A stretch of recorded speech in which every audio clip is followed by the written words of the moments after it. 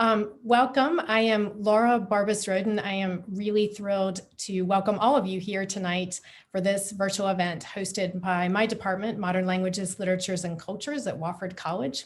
We're really honored to have James Rojas joining us from California, as you've seen in the chat, in dialogue with Alianza Spartanburg facilitator and USC Upstate professor Araceli Hernández-Laroche.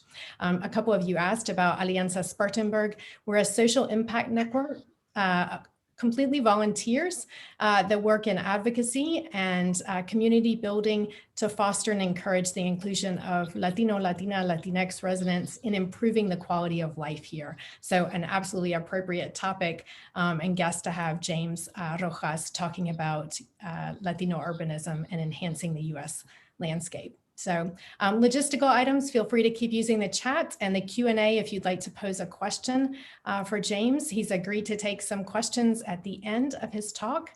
You can write those anytime, and Araceli and I will work to make sure some of those get to him for answering at the end. And now it's my extraordinary pleasure to introduce a person with whom I'm proud to co-labor in Spartanburg and in the profession of modern languages. Araceli Hernández-Laroche serves as a facilitator and steering team member for Alianza Spartanburg, and she's a member of the Executive Committee for the Associated Departments of Foreign Languages, ADFL, and Modern Language Association. She also sits on a number of local boards, including the Spartanburg Academic Movement and the Chapman Cultural Center. We're thrilled to have folks from the community join us from those organizations. And I have to say, Araceli's work epitomizes the best of public engagement and a commitment to uplifting the voices of others, fostering opportunity, and advocating for equity, inclusion, and more thriving communities. So without further ado, I'll turn the program over to her. Thank you so much, Laura. Thank you so much, Wofford, USC Upstate, of course, James Rojas, everyone who's joining us from the community. As you know, we come together, we share a city, this great city of Spartanburg. And Spartanburg this year is 2020-2021 is involved in a comprehensive plan, meaning a strategic plan of sorts centered around equity. We think that it is the first city in the United States that is engaged in this type of work. And I'm very lucky to serve on the think tank, thanks to Natalia Rosario, an urban planner, who brought to my attention that James Rojas, the great James Rojas, was going to be collaborating with the comp plan for Spartanburg. And we want you all to be involved. If you go to planspartanburg.com, you will find information on how to get involved. And James Rojas, I have to say that we have some friends in common for the college students out there. 100 years ago, when I was at UCLA, James Rojas studied at MIT with one of my urban planning professors, Dr. Abel Valenzuela. And he also, we have some friends in common, like Gabino Arredondo, who may be joining us from Richmond, California, Felisa Ortiz Licon from Unidos US, and so many other friends, Gerardo Sandoval, professor now in Oregon and elected official. So we have a lot of people in common, and James Rojas is so generous because he is volunteering his time to speak to us today. And he already told us that he loves Spartanburg so much that he wants to come back and still work with us. So I want to introduce you to James Rojas, who's a Latino urban planner, community activist, and artist.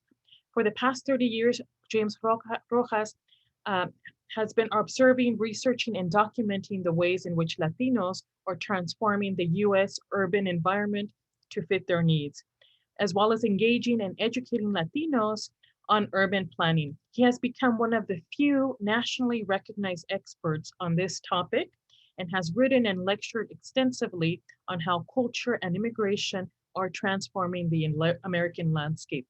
What a treat to have him here. He is the founder of Latino Urban Forum, an advocacy group dedicated to increasing awareness of planning and design of these issues facing low-income Latinos. Rojas has lectured and facilitated workshops at MIT, Berkeley, Harvard, Cornell, Wofford, USC Upstate now, and numerous universities, schools, and public forums. James, welcome to the emergent Latinx place to be in the United States, Spartanburg. Thank you. I'm happy to be here. And like I said, as Araceli said earlier, I should be there. I should be there in person, but because of COVID, we can't do that. But so yeah, so we'll be going through. So what I do is I kind of travel around the U.S. looking for Latino neighborhoods. I've been doing this for the past 30 years. I grew up in East LA, and I went to school at MIT. And when I was 30 years ago, and when I was in class, the teacher was talking about the good city and the bad city. I just thought, well, how do I explain East LA where I grew up? I liked it, but some people might think it's kind of a dangerous place. So I had to tell a different story of it. So I'm going to share my screen and start talking about my presentation about Latino space. This is a picture of East LA near my grandmother's house in Boyle Heights, where every weekend this woman would put the brooms on her fence, and just, every day, every weekend would be there. She'd meet the neighbors, you talk to her, and she's like the eyes on the street. But it really kind of shows the way Latinos are changing the American landscape. Because LA is a very car-centric city. It's very unfriendly for pedestrians. But Latinos, we're moving in there, and we're building relationships with this land. So that brooms, it's a relationship with the pedestrian, where on the street it's very wide and very kind of only for cars. So we're bringing in new perspectives on how to redesign the cities in a more kind of pedestrian friendly way. So I think it's so Latino urbanism, in fact, with the introduction, it's about relationships. It's about how we relate to land and others. For example, Latino comes from Latin America to the US, so moving to a neighborhood where either his friends live or his family lives. So also the networks start to happen. So that's the way we just kind of negotiate, our survival is through relationships. And these relationships are really deep, because a lot of us are indigenous. We have roots that go back centuries before, and so it's kind of and that's how we've kind of survived all the turmoil in Latin America with relationships and kind of building this deep connection. So, unlike the U.S., where urban planning in the U.S. has always been based on, it's been transactional policy, based on exclusion zoning and many. For example, when the Puritans came to the U.S., it was about being exclusive. We're one language, we're one community, we speak same religion. And then in Virginia, when Thomas Jefferson's house, it's about the land as a resource. It was plantations. So these two drivers kind of create American urban planning practices. Like as a city planner, you learn about the highest and best use. That's supposed to be the ultimate goal for all your decisions, right? The highest and best use. So I'm trying to argue that there's other ways of looking at cities that are not based on just the highest and best use. It's about relationships. So, for example, for Latinos, we come from these indigenous roots, and then we have a lot of the Spanish, a lot of the Indies from 1492. So we have a different beginning. So we have a very different way of how we start our thinking about cities and spaces. For example, for the Native Americans, it's about relationships.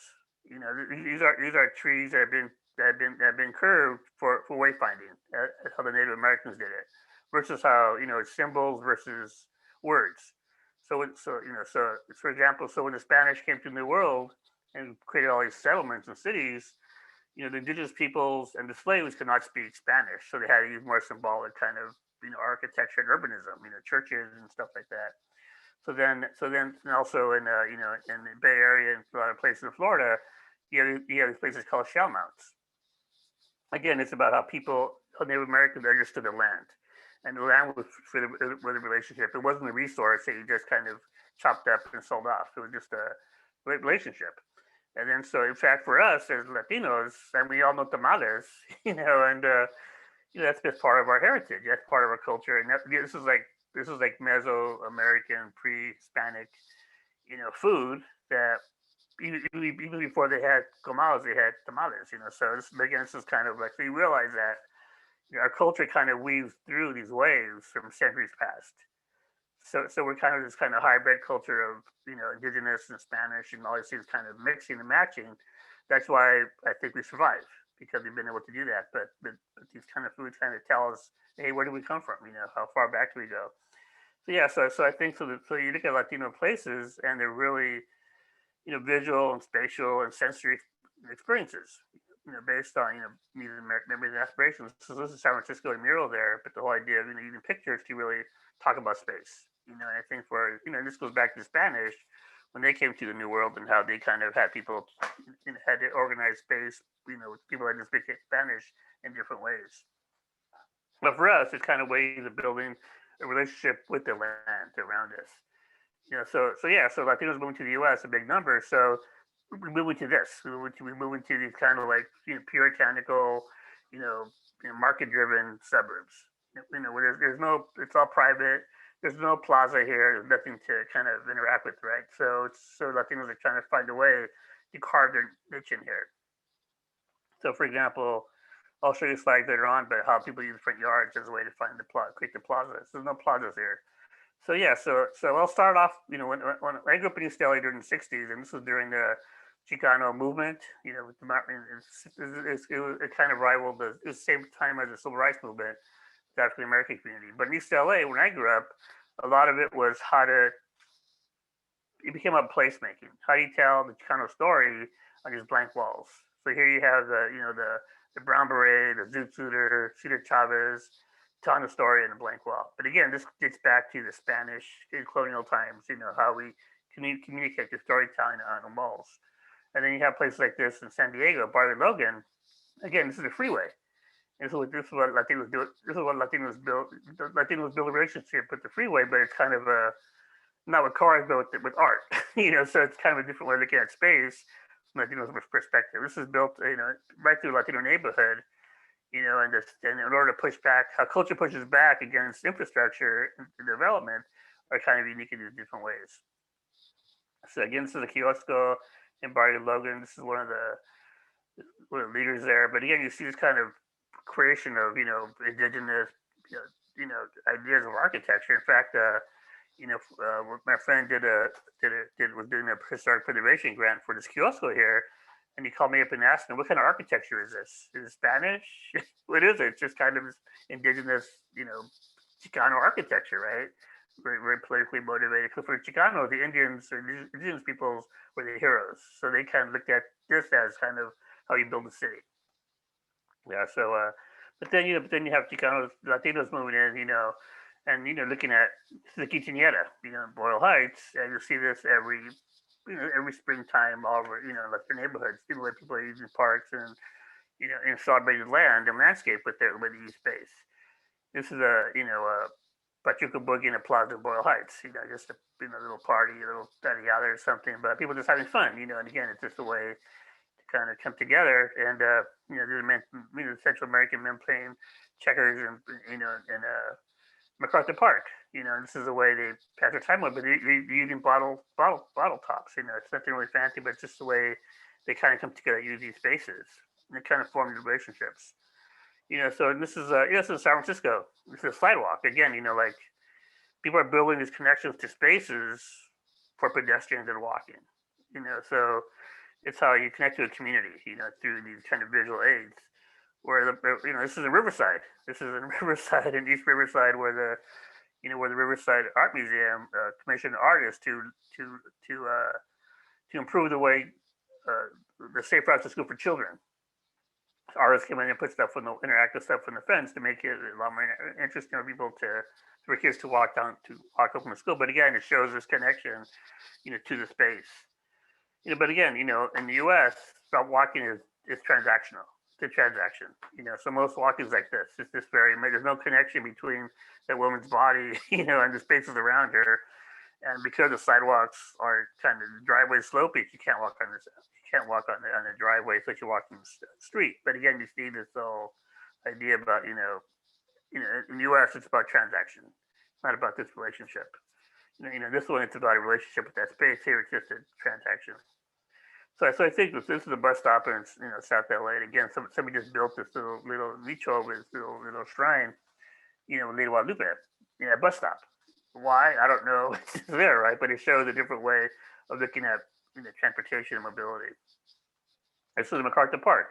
A lot of Central Americans live there, and every weekend they have these kind of tianguises, which again date back to pre-colonial times in Central America. The tianguis was where they sold things, and you have this kind of tianguises on the streets, MacArthur Park. This is the back of a bus bench, so it's being used different ways. And this is either vendors, selling at the bus stop, in East Hollywood. But again, because Latinos use public transportation the most in LA, there's vendors everywhere. Because because these people are taking the bus, they're tired, they're hungry, they'll buy a mango, they'll buy some water, and just go on their way. So as opposed to somebody that has to drive to a store, drive to a place, they just use them this way. There's a piñata. There's again, how piñatas and all these little props kind of humanize again a very auto-oriented place like Los Angeles. These piñatas tell a story about place and really kind of help people understand how to navigate it. But it's very, very simple, but it makes it a lot more interesting. Again, here's a pop-up market on a fence. This fence every weekend has a different vendor. They're selling different things, but again, it's just the way people. It's just part of our heritage of how we just do business, and how we have been doing probably for centuries. How space is being used. And this is La Culebra in San Francisco. This is a snake. And it's showing kids the rich texture, rich details that they can touch this thing. Making it very rich and kind of again building that kind of sense of relationship with the landscape. This is a parking lot shrine. This is El Mercado in Boyle Heights, and this is a parking lot. But again, they have this big, beautiful shrine there, and it's really popular. But if you look at most parking lots in the U.S., you never find a shrine there. Because that's a different land use, a different zoning code, and people would never think about an asphalt parking lot being a sacred space. Again, it's a different relationship that so Latinos be bringing this really different relationships to looking at spaces and feeling spaces in different ways. This is a very popular place. This is LA's alleys. It's Gallons, and before it was just a place where people would sell stuff. On the weekends, now it's this huge market that's kind of makes a lot of money, and people pay higher rent than they do in Beverly Hills because it's all cash. People come in from even Mexico come shopping here. And then you have these places like this. These are old factories in South LA that have been turned into big mercados, big swap meets. So they'll have mass mariachis here and have different places here. But people come here, you'll find a community in Los Angeles. This is their plaza. This is where they come to find each other and kind of find, things to do. So it's kind of like how Latinos deal with the lack of plaza. They kind of create their own. This is a storefront in Minneapolis. Again, you have all these different things there. You have the angel from Mexico City. You have all the different eagles and stuff like this. But again, it kind of shows the way Latinos are kind of transforming spaces that were not designed that way. But it kind of shows this kind of way of thinking about space in a different way, using art and creativity. This is your very own from South Carolina. This is an international market.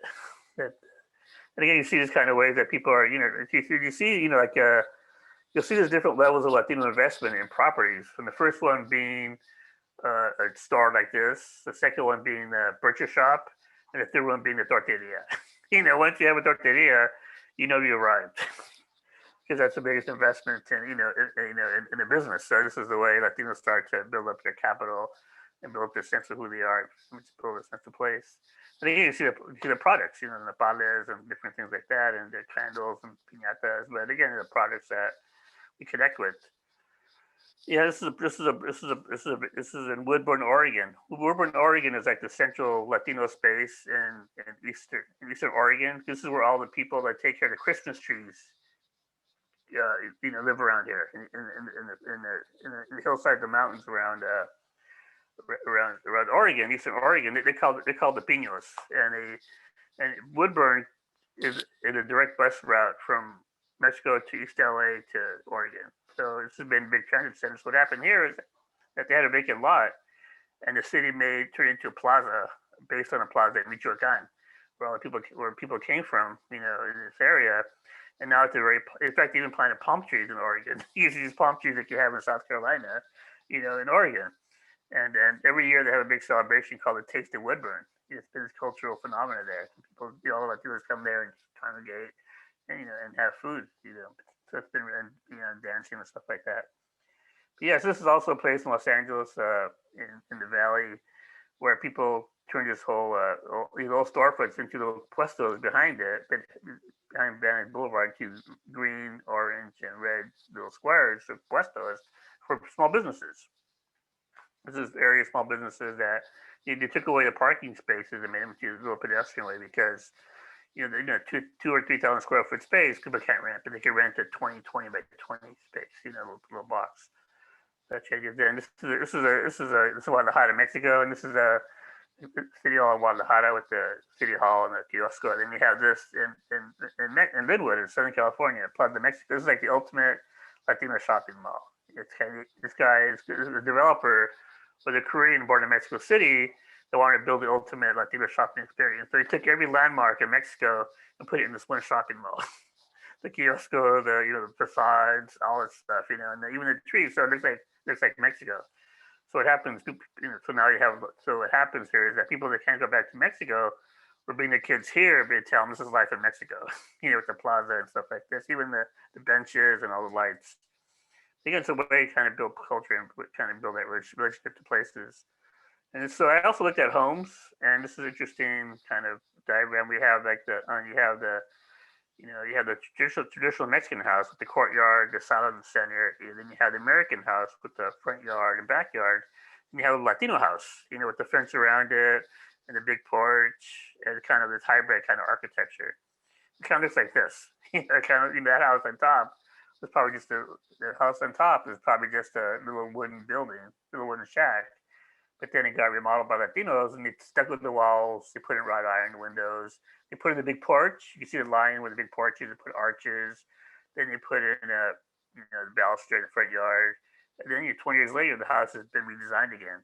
But again, because a lot of Latinos, they work in construction in Los Angeles, this is an easy job for them to do. They'll do this over the weekend with their friends. They build porches and build fences and all these things. But a lot of them work in construction, so they have the kind of means to do this kind of work. Yes, but you go to places like New Mexico, where you do the old adobes, built by the Hispanos, back in the 15th century. And again, you see that relationship with the land, with the dirt and the land, and how these architecture has evolved from that kind of place, and it's very rich, in details and relationships, with the landscape. Yeah. So what happens is that basically is that so when Latinos buy a house in the suburbs, there is no plaza there. So what do they do, right? They'll put a plaza in their front yard. So what they do, they put a front yard fence around their front yard. They put a fence around it, and then that becomes their kind of little plaza in the front yard. And what happens though is that the threshold of the house moves from the front door to the front gate. In typical suburbs, people walk up to the front door and that's the threshold. But at least LA or like their neighborhood, it's always the front gate. So I did my research. I always did it from the front gate. It's an easy way to talk to you. And you see it's really fancy. This is in Denver. You see it's really fancy that front yard fences. That really kind of celebrate the culture and the kind of this guy probably works construction in Denver to build a fence like that. And this is in New York City. Same kind of style, same kind of fence. Same idea. So this is in Detroit, Michigan. You see the fence there with the soccer balls on it. So I'm sure that's Latino guys like soccer. People live there, so they built the fences like it. So it really changed. You see this pattern all over the country emerging.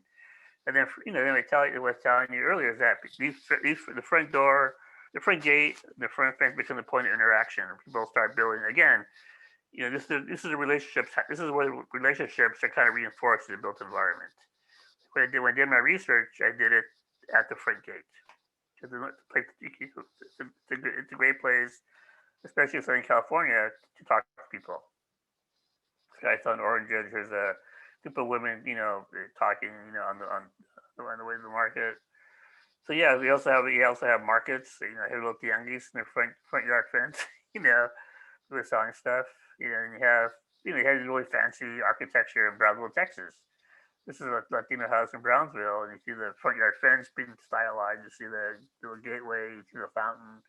Very, very, heavy investment in this architectural style. But you can see it's kind of the American suburb kind of changed in different kind of ways to kind of fit into the culture. This is New Mexico. Again, a really simple Mexican house. It's probably been there for probably centuries. But again, you see the chiles on there. And so so what's happening like in Los Angeles. You'll see Latinos will buy a house and they'll add a Latino facade on the American house. So behind the arches is the old American house. So they had this really nice porch with the arches, the eyes on the street, and and really thinking about weather and climate, and really kind of making these kind of outdoor spaces, these kind of patio spaces. This is in Philadelphia. This is a Puerto Rican neighborhood in Philadelphia, and it's really dangerous. But what they did there is that they call them the balconies. They took the balconies that you see in Puerto Rico on the second floor, and they put it on their patio, their porches on the first floor. They have these kind of because there's a lot of drugs and dangerous people in this neighborhood. This is how they kind of create their sense of community behind these kind of really beautiful wrought iron balconies. And again, this is like a house in Southern California. This is how they're thinking Palmdale, Riverside, from a little far away, where Latino buys a house and all of a sudden becomes his little hacienda, so little rancho, in the U.S. So this is really important to a lot of Latinos. They have this base, having this land, having this connection to the land. So it really changes, how we think about cities. Here's the fountain, and one of these houses, and this is a house in East LA. This is a good example where this guy turned his front yard into a little plaza. He has a fountain in there. Yeah, he has a light pole. You'll see in Mexico, and the plaza's there in the front yard. So again, it's a way to really think about, how do you have a memory, you have a need, you have an aspiration. This is all about aspirations, how we look at the future and how it kind of, how it's going to look for us and how we kind of talk about it, or formalize it in different ways. So a lot of these front yards become really active, party zones or social zones. This is Abuelita's front yard in Brownsville, Texas. Again, this is like my grandma's front yard. She would take care of me. But she always had little plants and tchotchkes in her front yard, and I thought it was great. So, but this is how kind of culture gets passed down to the next generation. The plaza becomes the front yard, and this is how we kind of inherit these spaces kind of created by our grandmothers. Always happy memories, happy thoughts. This is the Latino man cave. This is an alley in Boyle Heights. So again, you see the alleyway, and you see the alley, and you see the car, and you see the sofa back there. But again, this is the way so these are very kind of gendered spaces that way. Who belongs where. This is another house in East LA. Again, you see this beautiful mural in the house. Just because they put a mural there, but it kind of creates a connection to that space. A little deeper, and the plants are really important too. So these are palm trees. These are corn in the front yard. But you see a lot of different hierbas and herbs from Latin American in front yards in East LA. Again, these are probably ancient, probably pre-Hispanic, plants that just kind of survive through time that come with people. This is the Casita New York City. Again, using lands. These are vacant lots in New York, and the city turned them into little gardens for the Puerto Rican residents. This is the front yard business in East LA where they're selling birria, on Sundays. Again, the front yard is being used in a different way. But again, this kind of builds a connection to community. People neighbors buy from here. You start talking to people and start building kind of the social networks that we need. The shrines are also really, really popular. The way to kind of create your space and kind of talk about it. And then we have dead altars in some neighborhoods now, so that's really become really popular too now. But again, it's a way to have these kind of public, private interventions, on streets to make it feel a lot more connected to the community. This is a Nacimiento, in East LA, Boyle Heights, and in fact, a couple of years ago, me and my friends would do Nacimiento tours Boyle Heights. Just look at all these different altars. Most of them a lot of them are made by women, and a lot of them are very much folk art. You just kind of made, Christmas trees, you buy a lot of decoration, but here it's just you use what you have, and you have a kind of very Squatcha kind of architectural design here. But it's very interesting and very unique to see what people use to make their haciendas outside. This is like I worked in this park in Boyle Heights. Boyle Heights has very few parks and a lot of cemeteries. So a lot of Latinos would jog around the cemetery. So this cemetery, particularly Evergreen, is 1.5 miles with only one driveway, which is a miracle in Los Angeles to have that much sidewalk with only one driveway. So Latinos would jog here, but the sidewalk became very, very old and broken. So we had to go out the city. My friend designed a Culebra. It says "Run in Peace." The way they kind of organized for this campaign. So we got the city to cough up $800,000 to build a rubberized track around this whole cemetery. So now people in Boyle Heights call it the gym. We're going to go to the gym. Maybe this place. But yeah, again, it's kind of the sidewalk. It's it's just kind of just what it is. It's an active place, but it's an active recreation zone, but it's not a park. So it's just kind of an interesting way to use these kind of spaces. But again, this is kind of innovation that they're bringing into the U.S. to make it a lot more walkable, a lot more sustainable, a lot more usable. Yeah, so a lot of the work I do is based on century-based planning and how can we really kind of tap into Latinos' ideas of space to make better cities, using our census to do that. So a lot of stuff I just showed you is all about this century-based experiences Latinos create and build. To design a plaza on the rancho in Mexico using objects, stuff like that. They're working in Riverside, working on South Colton. They're doing a plan. They're using objects to get Latinos to express themselves about their spaces, about what they want to see in their communities. But using the hands, it takes the pressure off of how to use words. So it becomes a really easy way to kind of create self-expression. This is a shelter in place. This is a front yard of Boyle Heights. Again, people just create these kind of spaces, in Boyle Heights or like their neighborhoods. They're very lush, but they're very much connected to this landscape. It's not a place of beauty. It's not a place of fun. It's just a place, and it's all about how people. Okay, we talked about earlier with the Native Americans. Having these landscape of just relationships. This is just all about relationships here, of all the plants and the people being. But there's a different aesthetic, when it comes to planning. Yeah, so I think Latinos, we have a really strong relationship to space, and it's all about economic survival, cultural and social preservation. So yes, this is the end of my presentation. So this is my email address and my website. And we're having a book coming out on Island Press in 2021. It's probably a couple of months into the year. So keep an eye out for it. So that concludes my presentation. So now questions and answers. Go to Araceli. Yes, thank you. Thank you so much, James. I got a sneak peek of your presentation last week, and I texted my siblings in California, in Riverside, and I said, you have to check out James Rojas because we're going to understand our father's art better.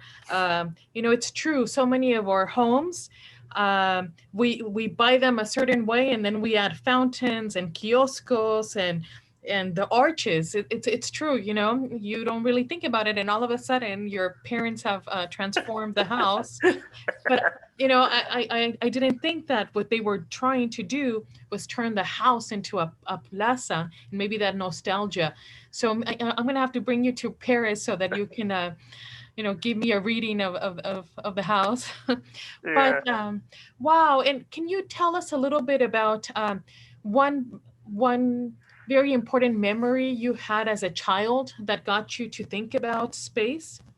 Well, I think growing up, I grew up in my grandmother's front yard, and we always had our cousins there, and we always had the family parties there. So it was like a plaza. We had it was very active. Even though I never lived in Mexico, I understood the plaza from just my grandmother's front yard. Because people during the weekend, the men would play poker there, play cards, and then The Mexican ladies would be there with their cooking their stuff out there, and so it was kind of this place where you just thought, this is life. We were all coming together. We were all working together, coming together. It's just like how life should be. So it's not until you grow up you realize that life is always like that. But it was fun, and I thought, so my work is always trying to figure out, with that kind of childhood memory, how do I understand the city from that perspective? And what do I see that creates these kind of interactions? Because I'm Latino, I see interactions, and how do I get the built environment that promotes it? Because I think, especially in South Carolina, you have a lot of really nice architecture there, and you have a lot of interesting stuff, a lot of walkable places. But again, a lot of that architecture is driven by architects. Like you have this kind of urbanist thinking where architects will say, if you build a narrow street, build a porch, you build a fence, people will talk to each other, which is correct. But in East LA, Latino neighborhoods, they do it naturally. And nobody's telling your parents to build arches and porches and fountains and fences. They're just building it because it feels good to them. It feels right to them, and they just feel it from their body. It's just more of a sensory experience, not an intellectual exercise. So it's how to understand that kind of stuff. Yeah. Wow, and James Rojas, I see that the chat is on fire. So you're reminding people of Birria, that's for Mauricio. Natalia Rosario, a planner, makes really good observations. I don't know if Natalia wants to unmic and point out what she's seen, how our cultures here in the US, the 3D fashion that has really resonated with her, moving from Miami to South Carolina to see that difference. So James, when you travel around the country, do you feel that Latino culture is so different? As you have said, we got here, our timelines are different from different places, immigrants, some of us, the border crossed us. Do you see some patterns as you travel? Yeah, I think a lot of the stuff is, there's a lot of patterns here. Because since we have the same kind of root beginning, we understand all these things that are happening. People ask me, well, what's the El Salvadorian front yard? It's like, well, it's the same as everybody else's front yard. It's Latino front yards are all the same kind of pattern language is there. But I think, so I think you see a lot. In fact, I was in Detroit. I went to Detroit one time, and people said, well, what's this guy from East LA going to tell us about our neighborhood here, right? So I gave a presentation, and after I gave the presentation, the residents give me a map of all the Latino homes in Detroit I have to go see. Because they say, oh yeah, houses like that, and down the street. But I think people, so the pattern is there. It's growing.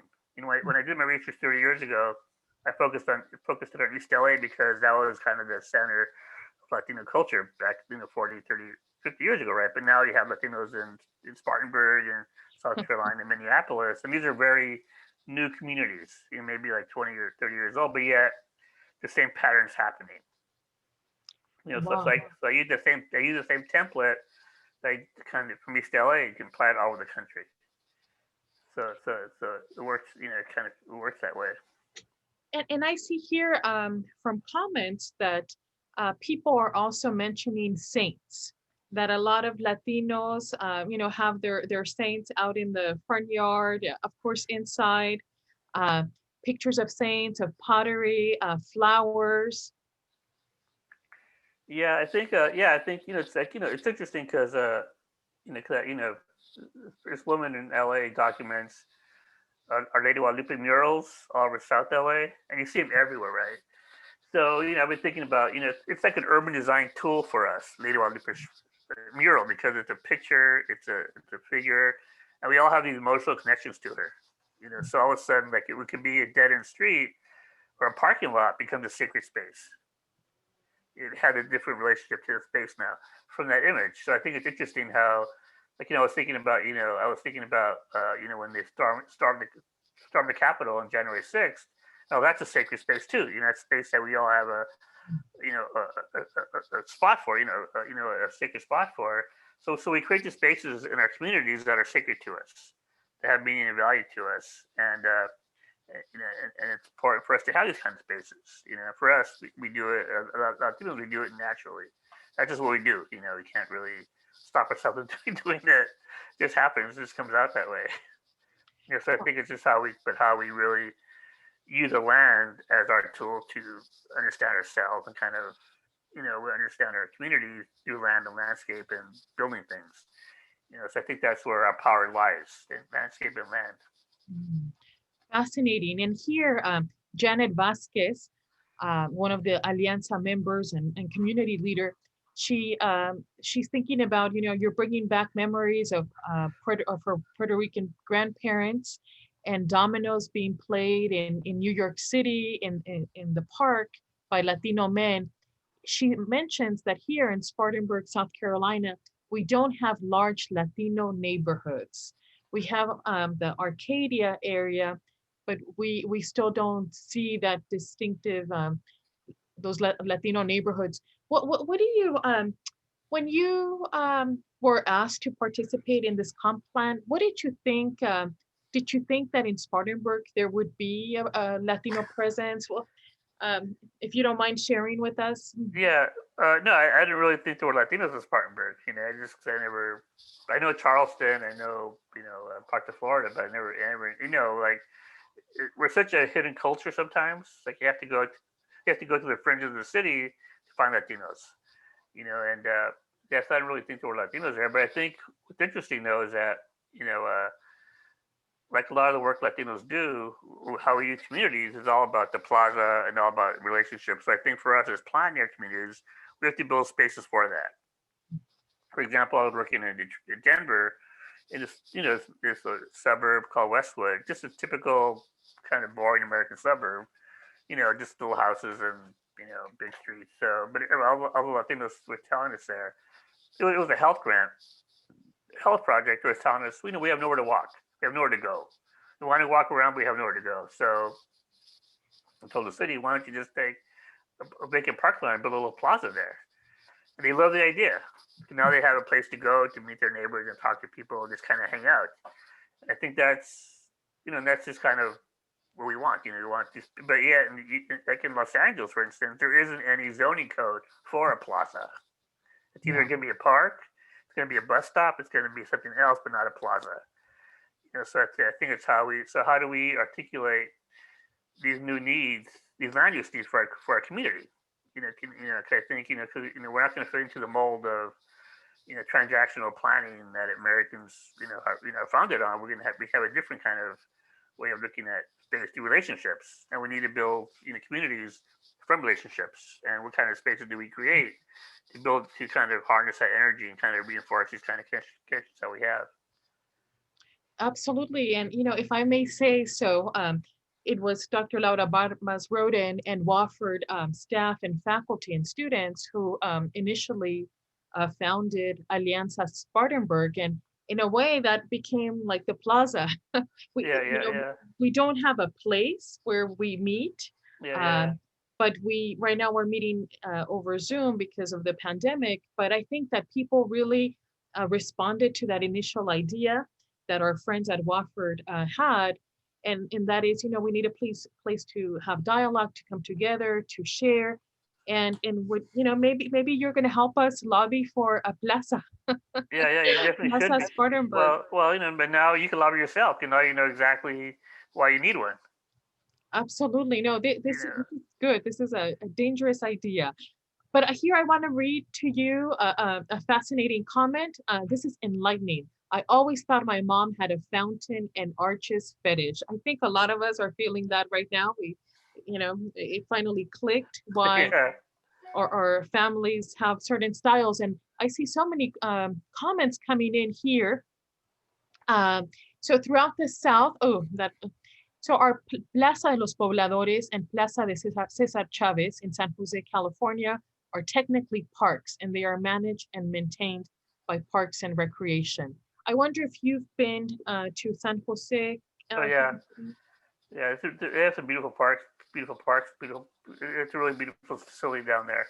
But again, it's a very kind of one-off, because I think, because I have a lot of friends that work in parks, in LA, and they're telling me, vacant lots to build parks, but they're telling me, well, people can't sell here.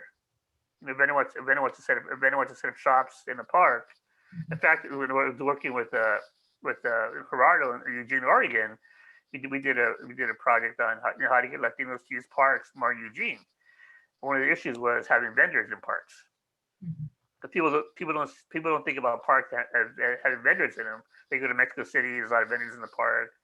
So but the park, so you can't really have vendors. It becomes very kind of you have to go through kind of different kind of loops. So I think it's really thinking about what could a park be? Like the Evergreen Cemetery jogging path, kind of a park, but it's not really a park. It's a sidewalk. But I think so how do we kind of make planning more flexible? Kind of having different kind of need to it. I know in LA, a lot of my friends they work on these park projects, but then the community says, well, we want to have a vendor here. Well, you can't. It's against the law. It's a park. So if you expand, planning and really kind of embrace different ways of being in the U.S. So parks can just have vendors in them.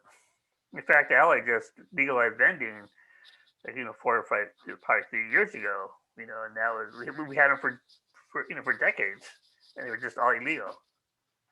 But now we're legalize them. Absolutely. And I know I have a couple of questions, one from Natalia Valenzuela Swanson, and I'm looking for it. I don't know if Laura, you want to unmic and share that with us? Sure, I'm happy to do that. James, you talked about how Latinos create their spaces, the arches, the fountains, the moving of the threshold. And the question from Natalia is, what do cities need to do to allow that to happen organically and naturally, to encourage it and not inhibit it? Yeah, well, I think we have to be less restrictive with their planning guidelines, because I think planners, like for example, like me as a Latino, I grew up in East LA, but most planners come from very suburban middle class backgrounds where everything's either right or wrong. You're in compliance or not in compliance. So if you have that attitude, things can't really change because it's always going to be wrong. It's always going to be right. But for Latinos, it's always about survival and how things are. It's about survival. If my neighbor in East LA has chickens in his front yard, that's what he does, right? That's what they do, right? That's or whatever it is. But I think it's kind of how we look at people being themselves and being able to live together rather than saying, okay, we're gonna control everybody's space, therefore that's gonna make people connect. It's a very different mentality. It's like when you buy from a street vendor, you gotta talk to the street vendor and tell them I want to have a tostada or taco with X, Y, and Z in it. Or as opposed to go to a restaurant, you just tell a restaurant, I want number 1 or number 2. That's all you say, right? So it's a very different way of connecting to people, and I think it's their neighborhoods too. People make things different in their neighborhood because it's what you can do, and people like that. Where in other neighborhoods, it's all about compliance. Especially in the Midwest, you have all the same color houses, same color, everything's uniform. Wow. And I just noticed that we have 4 questions. Somehow I was just looking at the chat because it's so alive. But as yes, I have a couple of questions. One from Mauricio Orozco, who works with the South Carolina Commission of Minority Affairs. He's a friend. He's always joining us. Do you think that Latinos have inspired other communities to adopt aspects of urban planning? And I'll go ahead and ask you about Patricia Vivas, who says California and South Carolina are very different. What is your impression about the Latino housing here? And you answered that a little bit. Yeah, well, I'll go to Maurice's question. And I think, I think a lot of it's called cultural appropriation. Now food trucks are really popular. A lot of them came out of East LA, because the food trucks, loncheros, were happening because people were working in places that didn't have access to food. So they had these lonchero food trucks that go out there, and it were usually women that ran the truck because they cook. But now food trucks are everywhere in the U.S. But that's kind of a Latino appropriation of an activity. Also, Instagram.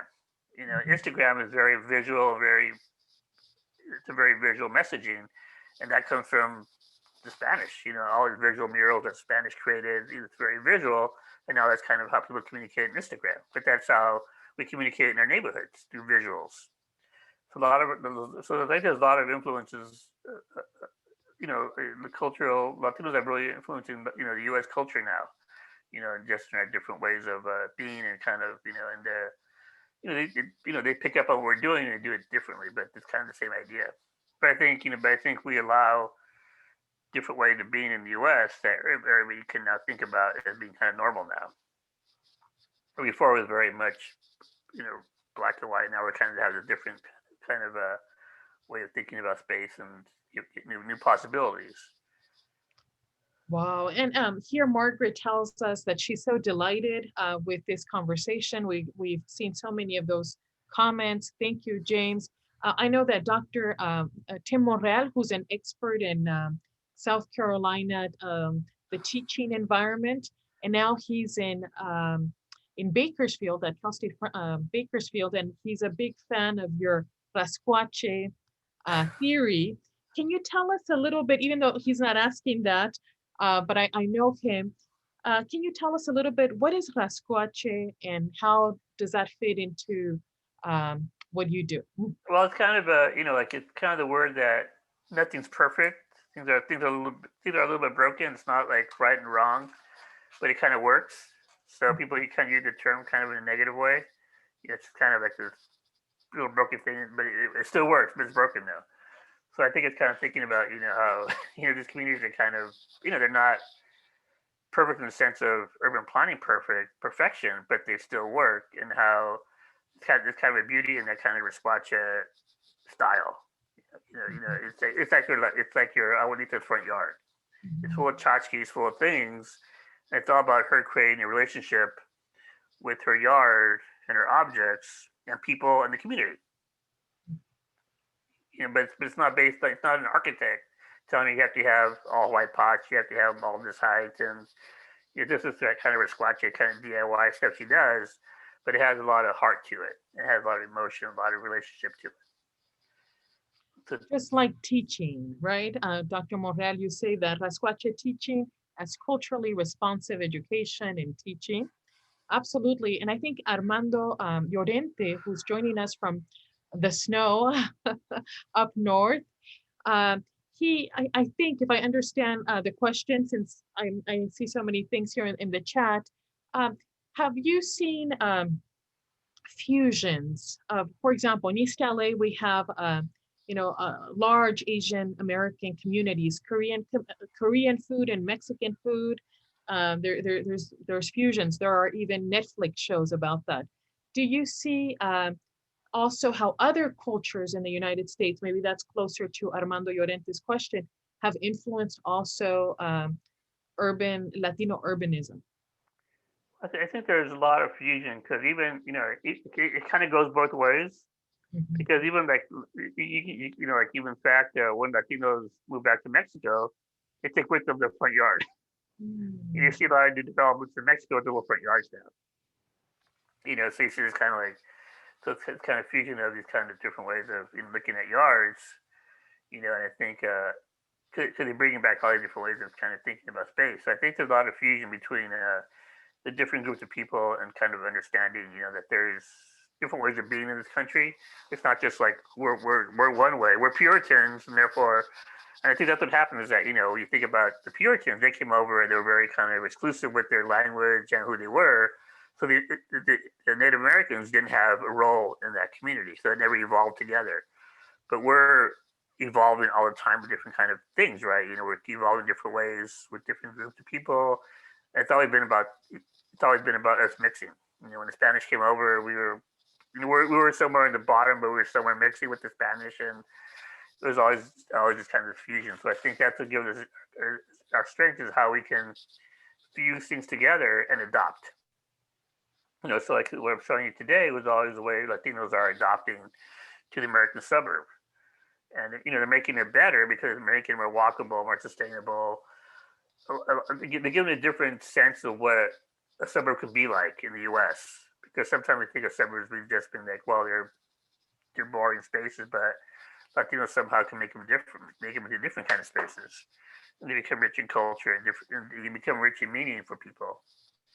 So it's really thinking about, when thinking about city planning is being more relational and less transactional, you know, with different things. So yeah, so I think there's a lot of fusions that go. In fact, I was working in Fruitvale, taking pictures out there about neighborhoods, and all of a sudden I posted some on Facebook, and one of my Asian friends said, "Oh, that's my house."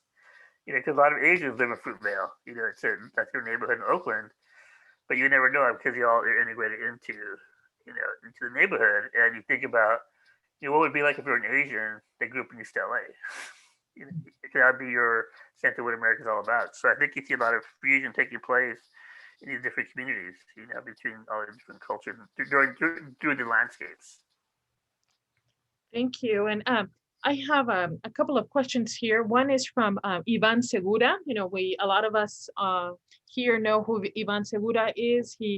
He's the leader with the Palmetto Luna Arts. And James, I've mentioned that, he's someone we should collaborate for the next event we have with you. Ivan asked, can you comment on gentrification displacement happening in historically Latinx communities? For example, in Chicago's Logan Square neighborhoods, if you're familiar with them, is there a good, respectful way for that to happen? And another question from his colleague, our friend too, Mauricio Orozco, both of them from the South Carolina Commission on Minority Affairs.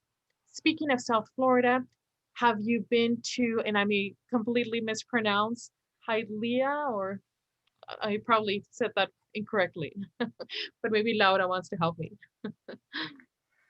Yeah, I think for the gentrification question, I think that's the big issue right now with Latinos, because Latinos, again,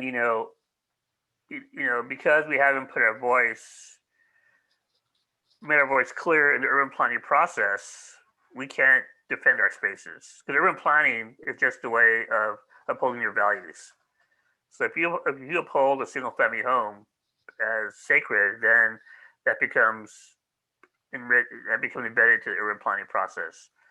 And maybe we're not, and if we don't uphold, multifamily housing or affordable housing as being part of it, part of the community as a value, then it disappears. So I think for us as Latinos, we have to say, what are our values in our community, and how do we turn them into policy to give them to either protect and enhance our communities. Otherwise, if we don't put a value to it, people aren't going to value it otherwise. It's going to say, well, it's up for grabs. It's poor Mexicans, so it's just developed. And I think that's the problem, is that I think most people, like East LA, for example, like, Challenge Ravine, all the Boyle Heights, all my family has been displaced many times because of infrastructure, right? And for a lot of Americans, well, it's progress. We need to build affordable housing, therefore your house has to go, right? So because there is no respect for relationships. You could have been there for like 5 generations. You could have been there for 30 years, but yet there's no respect for that at all. It's just it's all highest and best use. So I think that's where you get into is kind of like, so I think we have to change the way we understand cities and put a value on relationships. If people have been there for like 50 years, well, that should be respected. That should be part of the plan.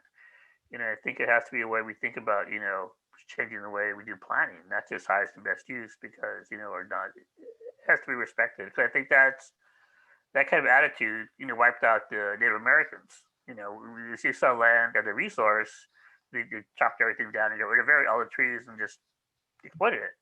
But if it was more relationship, then you have more respect for land and other people, and you can kind of live in harmony with each other rather than just always, combative. Well, thank you. Our time is almost up, and perhaps this is the last question from Armando up there in the snow. Okay. I fled the snow. I used to live in New Jersey. So he asked about, what do you see in 2022, 3 to 5 years down the road, in terms of city planning, Latino urbanism? Well, I think just because our numbers are growing, you're going to see changes in cities, but it's up to us, as community leaders to really articulate and share that vision with everybody else. So most of my work I do is with grassroots people. I want that college kid in college to understand why her mother built that front yard, fountain, or the arches or something. Because I think if we can start to articulate, get rid of our self doubt. This is who we are, so we do, and just start changing the urban policies to really enhance who we are. So I think a lot of Latinos, they have self doubt. Well, I'm poor. I grew up in the garage, therefore that has no value to anybody. But that's kind of like the old way of thinking. Like whenever I present whenever I present Latin America with scholars, they always say, "Well, those are just poor people being poor." But I tell them, no, that's poor people being create their own space. It's very different because they're going to create spaces based on what they need and what they want, and that's how we start from. We have to start from the bottom, work way up, and giving people the tools to articulate what their ideas are, how they can shape the city in better ways. Wow, and maybe I am going to sneak in one little last question. Dr. Laura Barbes-Roden and myself were professors at Wofford College, USC Upstate. Any closing thoughts to our college students? How to make their campus more feel like home? Yeah. What is their urbanism footprint? Well, just start to articulate what you like about your community, your space, what makes it great, and then figure out how do I expand that. So what I do, in fact, I'm working right now in Long Beach doing workshops where on zoning. So we're having people build their favorite child memory as a starting point. Okay, talk about your favorite child memory, build it, being with grandma or being at the park or climbing a tree, whatever. Then now build, and I tell people that memory is your DNA for city planning. That's your vision. That's why we're here.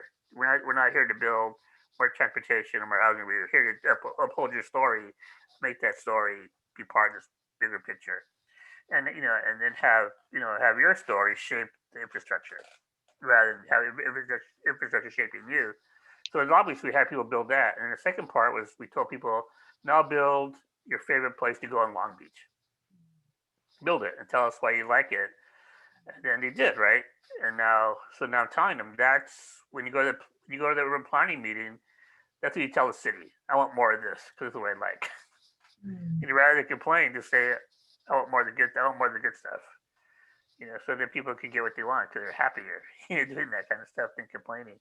Yeah, so just have your students think about, what they, have them write about and build a favorite child memory, then think about the places they'd like to go to now and how can they make the campus more like that. Fascinating. And we know what our parents want, thanks to your talk. They want fountains, kioscos, arches, right? Well, I want to thank Dr. Laura Barbes-Roden, Martin, everyone behind the scenes who organized it all. I want to thank all of you who joined us. If you want to hear more about Alianza Spartanburg, check out our Facebook page, but also please get involved with the city comp plan, the process. It's very artistic, and the city wants to hear from you. Thank you so much. My colleague, Dr. Esther Godfrey, who uses literary analysis and engages with urban planning theory. She thanks you too, as well as students and community leaders. Thank you all. Thank you, James Rojas. Muchas gracias. Hope I'll be there in person one day, Spartanburg. Please.